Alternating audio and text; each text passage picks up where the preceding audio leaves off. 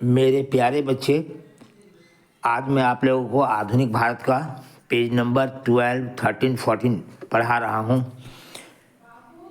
सबसे पहला क्वेश्चन है, भारतीय राष्ट्रीय कांग्रेस की प्रथम महिला अध्यक्ष कौन थी? तो आंसर है एनी बेसेंट। खेड़ा कृषक विद्रोह कब हुआ था?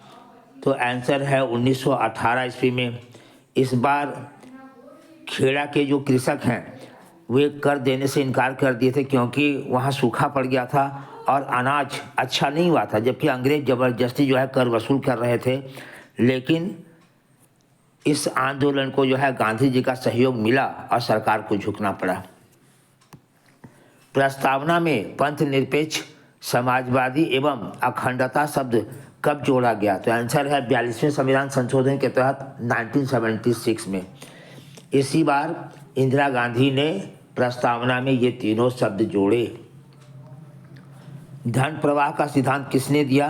तो आंसर है दादा भाई नौरोजी ने दिया। इसमें उन्होंने कहा था कि अंग्रेज हमारे देश से खनिज संसाधन इंग्लैंड ले जाते हैं, जिससे धन का प्रवाह इंग्लैंड की ओर, भारत से इंग्लैंड की ओर होता है। स्वराज पार्टी के संस्थापक कौन थे? तो आंसर है मोतीलाल नेहरू एवं चित्तरंजन दास। इन्होंने 1 जनवरी 1923 ईस्वी में स्वराज पार्टी की स्थापना किए थे।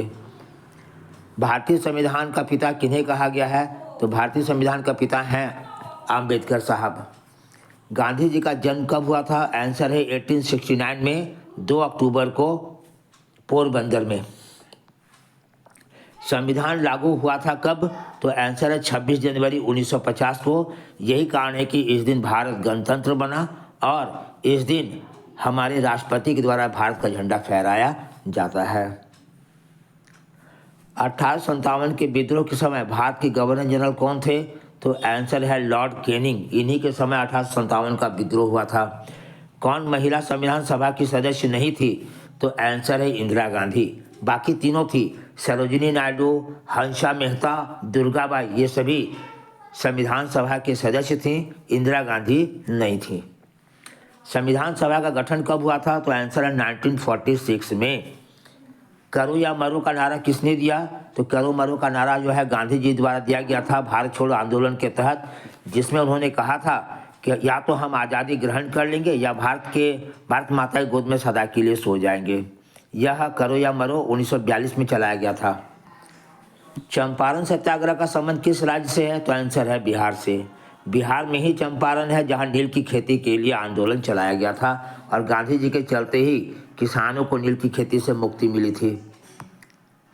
महात्मा गांधी दक्षिण अफ्रीका से वापस कब आए थे? तो आंसर है 1915 में। और दक्षिण अफ्रीका गए कब थे? तो आंसर है 1893 ईस्वी में।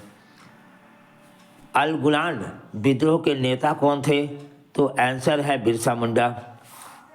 द ग्रेट रिबेलियन नामक पुस्तक के लेखक कौन है? तो आंसर है अशोक मेहता। अर्थात अशोक मेहता ने ही द ग्रेट रिबेलियन पुस्तक लिखे थे।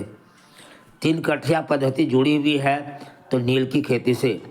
यह 3 कठिया पद्धति महात्मा गांधी के द्वारा ही सत्याग्रह चलाया गया था, जिसमें किसानों को जो है नील की खेती से मुक्ति मिली थी। कहाँ के? बिहार के चंपारण के किसानों को। शेर पंजाब कौन थे?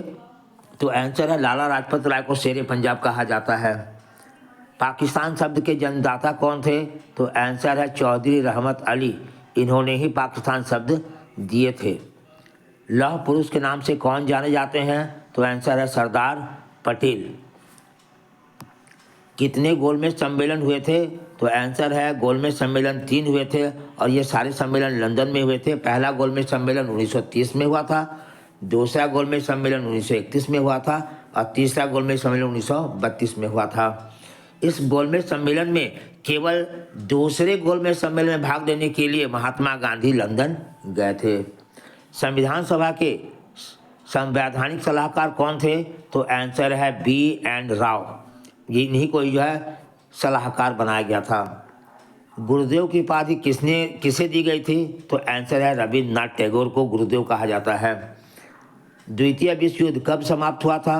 तो आंसर है 1945। यह युद्ध शुरू हुई थी 1939 में और 1945 में समाप्त हो गया था। सूर्यास्त नियम का संबंध किस भू राजस्व से है? तो आंसर है जमींदारी व्यवस्था से। इस व्यवस्था का बाद में एकदम समापन कर दिया गया था।